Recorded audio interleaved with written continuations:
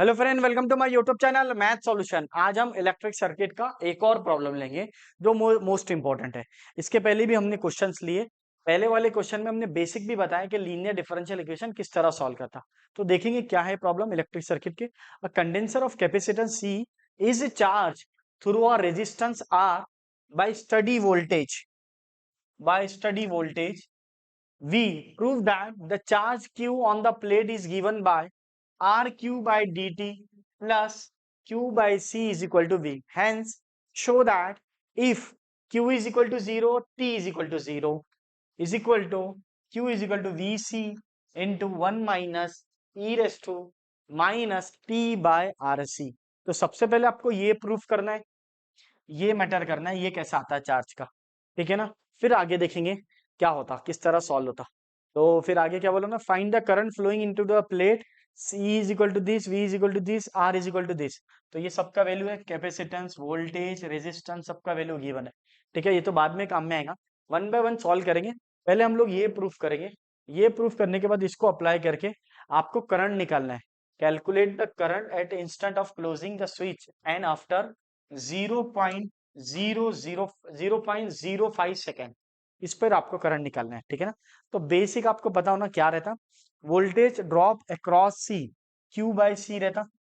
Voltage drop across R, R D Q by D T रहता। ये पहले दिन पढ़ा है, फर्स्ट वीडियो में जाके देख लेना ये नोटेशन। ठीक है, रिलेशन क्या क्या रहते हैं आपके इलेक्ट्रिक सर्किट के, रिलेशन मैंने बता दिया आपको, ये रहता। अब देखना मेरे दोस्तों, यहाँ पे by using Kirchhoff law, by using Kirchhoff law, अब ध्यान देना सब बच्चे, क्या क्रिचॉफ लॉ किस तरह सॉल्व होंगे। क्रिचॉफ लॉ क्या करेंगे हम लोग, R D Q by D T plus Q by C is equal to V, is equal to V. ठीक है, ये कहां से लिए, यहां से ली। अब मुझे पता है कि लीनियर डिफरेंशियल इक्वेशन बनता है, क्या बनता, लीनियर डिफरेंशियल इक्वेशन। लेकिन कैसे, तो सबसे पहले ये जो आर है इसको एलिमिनेट करना पड़ता। तो आर को हटाने के लिए आर से डिवाइड कर लो। जैसे आपने आर को डिवाइड कर लिए तो क्या मिला, ये हो जाएगा Q बाय आर सी, क्योंकि यहाँ का R कैंसिल हो गया, और ये हो गया V बाय आर। क्या मिला बेटा, V बाय आर। क्या किए सर आपने, R से डिवाइड करे। ये कहाँ से लिया आपने, ये इक्वेशन आ गया आपका। ठीक है, अब आपको ये क्या बना, ये लीनियर डिफरेंशियल इक्वेशन बना। क्या बना बेटा, लीनियर डिफरेंशियल इक्वेशन। अब इसको लीनियरली सॉल्व करेंगे।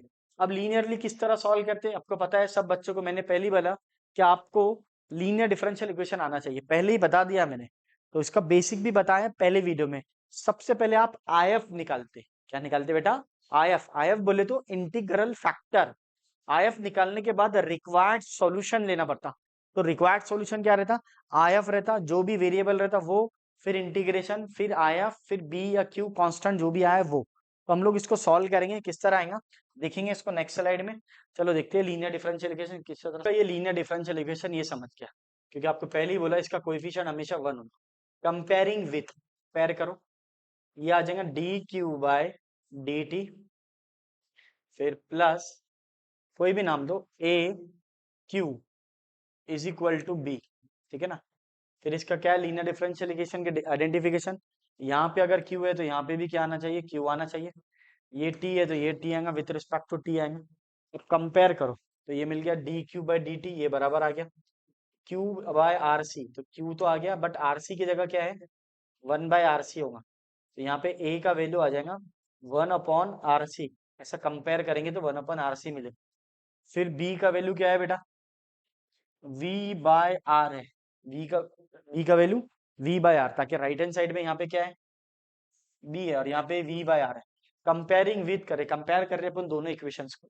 ठीक है, अब प्रोसीजर आईएफ निकालने का।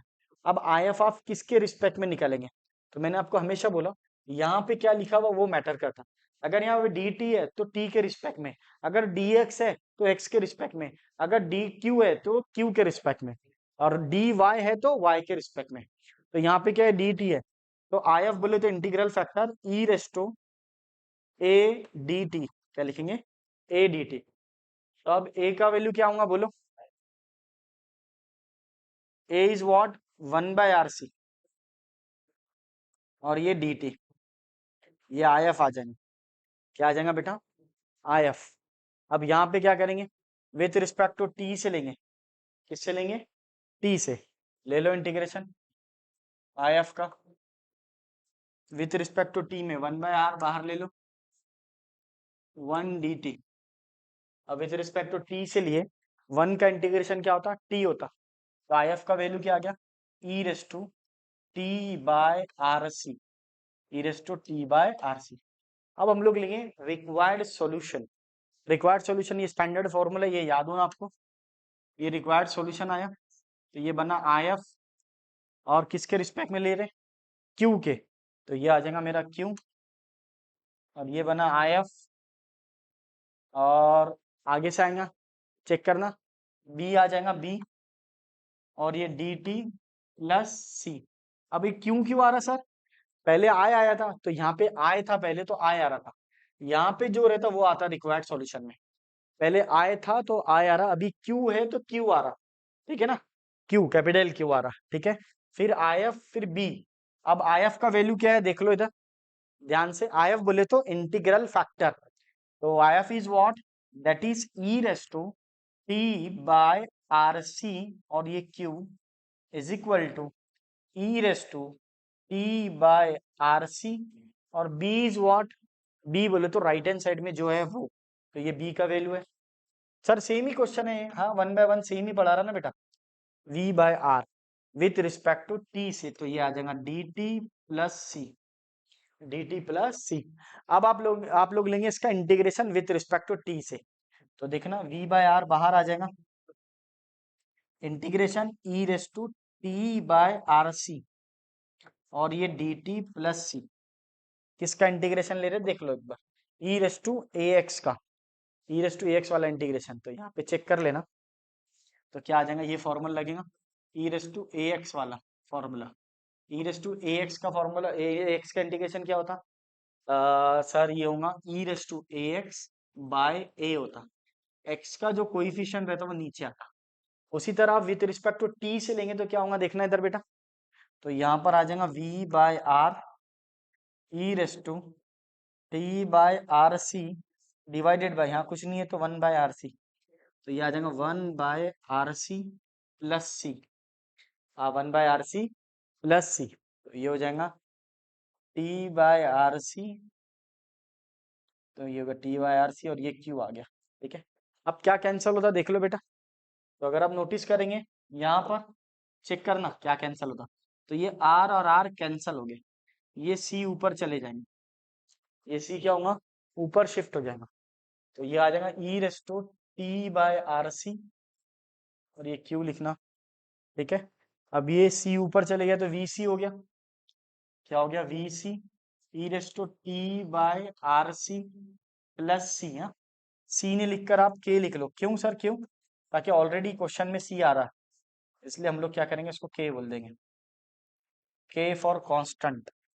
ठीक है, क्योंकि यहाँ क्वेश्चन में सी है ना अवेलेबल, इसलिए आप इसको के बोल दो। ठीक है सर, के लिख सकते क्या? हाँ कांस्टेंट है, कोई प्रॉब्लम नहीं, क्योंकि ऑलरेडी वहां सी है ना क्वेश्चन में। कंफ्यूजन हुआ कौन सा सी निकाल रहे। अब कांस्टेंट निकालना पड़ता है इसमें, तो सी फॉर कांस्टेंट होता। अब लेकिन हमने क्या करे, के कर दिया, के फॉर कांस्टेंट। अब इनिशियल कंडीशन तो डिवाइड कर दो सर पहले उसको, बाद में कंडीशन लगाना। तो कंडीशन कैसा लगेगा सर? अगर मैंने इसको डिवाइड कर दिया e raise to T by R C से, तो क्या मिलेगा? ये कैंसिल हो जाए, ये भी कैंसिल हो जाता, ये वी सी मिल जाएगा plus K upon E raise to T by R C. ठीक है, डिवाइड करने से ये भी चले गया, ये भी चले गया, यहाँ पे नहीं था तो डिनोमिनेटर में आ गया। अब इसको ऊपर भेजो न्यूमरेटर के अंदर। तो Q is equal to V C plus k e raise to minus T by R C. अब ये प्लस था, जब ये ऊपर गया तो माइनस हो गया, क्योंकि laws of indices, negative become positive, denominator goes to numerator, negative become positive, numerator goes to denominator, negative become positive, positive become negative. तो ये पॉजिटिव था, ऊपर गया तो नेगेटिव हो गया, ये आ गया। अब आपके पास इनिशियल कंडीशन है। अब इनिशियल कंडीशन क्या है, तो हम लोग क्वेश्चन में देखेंगे क्या है कंडीशन, क्योंकि मुझे के का वैल्यू के का वैल्यू चाहिए। तो इनिशियल कंडीशन देखेंगे हम अगर, तो क्यू का वैल्यू 0 है, टी का वैल्यू भी 0 है, तो क्यू का value V C 1 minus E raise to minus T by R C आता। तो कैसा आता, पहले ये प्रूफ करेंगे। अब ये प्रूफ होने के लिए आपको कंडीशन लगाना पड़ेगा। अब ये कंडीशन कैसा लगेगा देखना बेटा, बहुत आसान वे से समझा रहा हूँ। तो पहला कंडीशन, इनिशियल कंडीशन, जब Q का वैल्यू जीरो, जब टाइम जीरो था तो Q का वैल्यू भी क्या था, जीरो था। अब जीरो हटा के क्या करेंगे हम लोग, वैल्यू रखो। देखो कितना जबरदस्त पढ़ा रहा हूँ। ये आ जाएगा जीरो, आपके लिए जो बच्चों को नहीं समझता, और ये भी VC plus k e raise to zero. ठीक है, अब ये क्या बना, zero is equal to VC plus K into one, K into one. ठीक है, अब देखना मेरे दोस्तों क्या करेंगे हम लोग, चेक करना, zero is equal to VC plus K. अब के को इधर भेज दो तो minus VC is equal to K, then K is equal to minus VC, K is equal to minus VC। Sir ये कंडीशन कहाँ से, ये तो क्वेश्चन में गिवन है, Q is equal to zero, T is equal to zero. तो यहाँ पे जीरो रख दिया, यहाँ पे भी जीरो रख दिया। E raise to zero one होता, किसी बच्चे को प्रॉब्लम है, any power of zero one होता, बस अब कुछ भी नहीं, इसको सॉल्व करा बेटा। ये प्लस उधर गया तो माइनस, तो के का वैल्यू माइनस VC आ गया। अब ये के का वैल्यू माइनस VC यहाँ रखो नंबर वन में। अब देखो क्या आता, चेक करना मेरे दोस्तों। तो Q is equal to VC minus VC, क्योंकि के का वैल्यू माइनस है, प्लस माइनस माइनस हो जाएगा, e raise to minus T by R C, e raise to minus T by R C. अब देखना क्या कॉमन निकलेगा। तो सर क्यों कॉमन बोले, तो सर VC निकल जाएगा। VC कॉमन निकलने के बाद क्या बचता बेटा, यहाँ कुछ नहीं है तो बोलो वन बचेगा, minus e raise to minus T by R C, e raise to minus T by R C, ये आ गया Q के बराबर में। अगर आप नोटिस करेंगे तो पहला क्वेश्चन यही पूछा था, hence prove that Q is equal to VC into one minus E raise to minus T by R C. तो यही प्रूफ करने का बोला हमने पहला। अभी आधा पार्ट कवर हो गया आपका, कहाँ तक कवर हो गया, चार्ज निकल गया बेटा। Prove that the charge Q on the plate is given, hence show that Q is equal to 0, T is equal to 0। तो Q का वैल्यू क्या आ गया, VC one minus E raise to minus T by R C. तो ये proof हो गया। अब आपको क्या निकालना है, करंट निकालना है। Find the current flowing into the plate. जब C का वैल्यू ये रहेगा, ठीक है, 5 into 10 raise to the power minus 5 farad, voltage रहेगा 2000 और रेजिस्टेंस रहेगा 200 ओम्स। क्या रहेगा, फिर उसके बाद और क्वेश्चन है, calculate the current at the instead of the closing the switch after 0.05 second. ठीक है ना, तो तीन क्वेश्चन है। तो पहला प्रूफ कर दिया हमने, अब दूसरा प्रूफ करेंगे हम लोग। ठीक है ना, पहला प्रूफ हो गया क्या, चेक कर लो। हाँ सर, यस सर, प्रूफ हो गया, यही आंसर है। ये पहला प्रूफ हो गया। अब हम लोग दूसरा क्वेश्चन प्रूफ करेंगे, तो उसको हम लोग नेक्स्ट स्लाइड में देखेंगे। ठीक है फ्रेंड, चलो देखते हैं नेक्स्ट स्लाइड। अब इसको हमने प्रूफ कर लिया, अब आपको क्या चाहिए, current flowing into the plate, current चाहिए। तो करंट क्या रहता, आया रहता। तो सबसे पहले इसको डिफरेंशिएट करना। जैसे हम डिफरेंशिएट करेंगे विथ रिस्पेक्ट टू टी से, differentiate with respect to t, तो लिख लिया आपने विथ रिस्पेक्ट टू टी। तो यहाँ पर आ जाएगा D Q by D t. अब ये कांस्टेंट है तो बाहर रहेगा VC, वन का डेरिवेटिव आ जाएगा जीरो, वन का डेरिवेटिव जीरो आ जाएगा। अब इसका डेरिवेटिव लो, e raise to minus t का, तो e raise to minus T by R C का derivative, e raise to minus T by R C आ जाएगा सेम, बट टी का जो कोइफिशिएंट है वो इनटू आ जाएगा, minus one by R C, minus one by R C. क्योंकि जो डेरिवेटिव में क्या रहता है, मल्टीप्लीकेशन में आता है।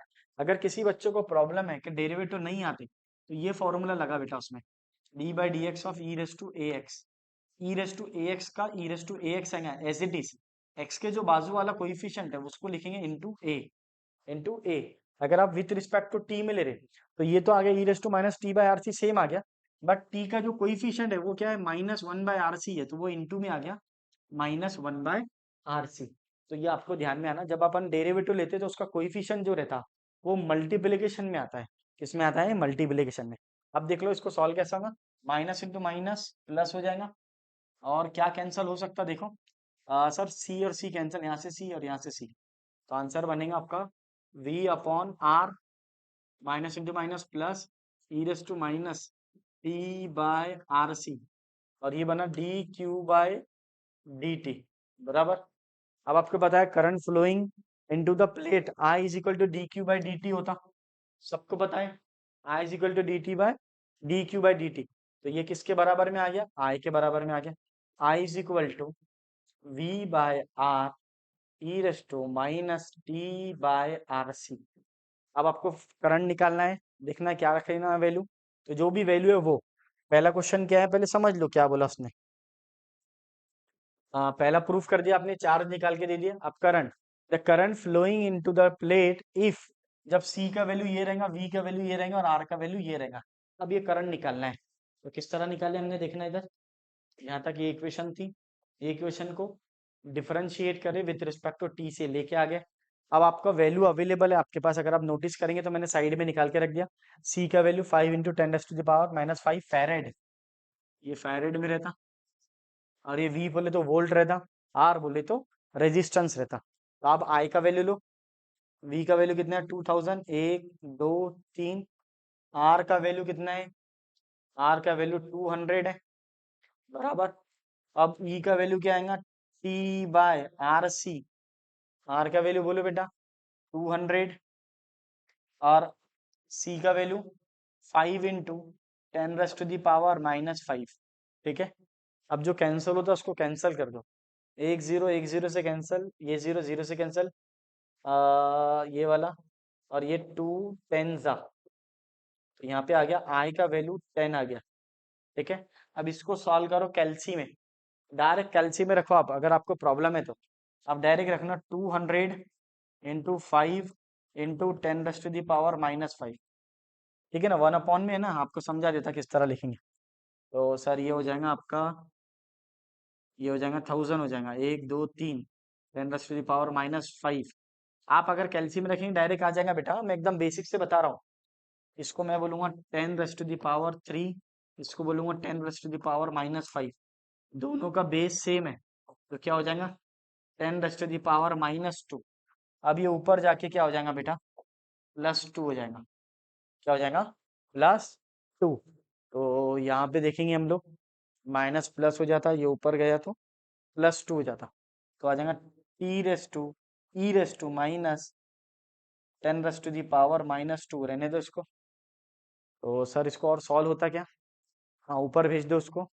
आई इज इक्वल टू 10, ये ऊपर गया तो प्लस हो जाएगा, तो ये हो जाएगा t⁻ -t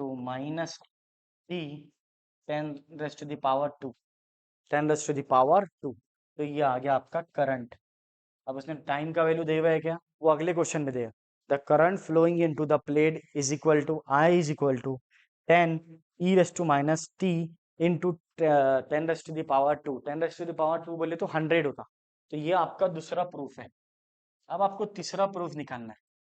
ठीक है, ये प्रूफ निकाल लिया, फाइंड द करंट, ये भी करंट ही निकालना है। लेकिन अब थर्ड वाला प्रूफ क्या है, calculate the current at instant of the closing the switches, the switch after 0.05 second. अब यहाँ पे करंट कितना रहेगा ये बताओ 0.05 सेकेंड पर, तो चेक करना क्या रहेगा। तो यहाँ पर आ गया, अब कुछ भी नहीं है बेटा, वैल्यू रख दो बस आपकी। अब आपके पास एक ही वैल्यू अवेलेबल है, कौन सी वैल्यू अवेलेबल है देखो। तो यहाँ पे देखेंगे, जब t का वैल्यू 0.05 था तो करंट क्या था, तो I is equal to 10 into e⁻t बोले तो माइनस 0.05 इंटू 10⁻2। अब इसको सॉल्व कर लो, I is equal to 10 into, इसको सॉल्व करेंगे तो 5 आ जाएगा, e⁻5। आप कैल्सी में रखो, 0.05 इंटू 100, 10⁻2 बोले तो 100 होता, तो इसका आंसर आ जाता 5 आ जाता। क्या आ जाता 5, तो आ गया -5। अब आप ये वैल्यू कैल्सी में भी रख सकते। ठीक है, करंट बोले तो एम्पियर्स में रहना, यहाँ पे यूनिट्स आ गया। This is your final answer. तो टोटल कितने क्वेश्चन थे इसके, 3 क्वेश्चन थे। आंसर भी कितने निकाल के दिया मैंने, 3 निकाल के दिया। आप देखना अंडरलाइन करा, ये सेकंड वाले का आंसर, ये थर्ड वाले का आंसर। थर्ड वाले में क्या चेंज है, but time, after time 0.05 second में क्या करंट रहेगा वो बताओ। तो आफ्टर 0.05 सेकंड में करंट क्या रहेगा, तो आपने टी का वैल्यू रख दी ये इक्वेशन के अंदर, आपको करंट मिल गया। आप कैल्सी में इसको भी रख सकते, e⁻5 को भी कैल्सी में रख सकते, कोई प्रॉब्लम नहीं है, कोई प्रॉब्लम नहीं है। तो I is equal to 10 e⁻5 ampere, तो आप उसको भी रख सकते, कोई दिक्कत नहीं। ठीक है फ्रेंड। चलो मिलते हैं नेक्स्ट वीडियो में।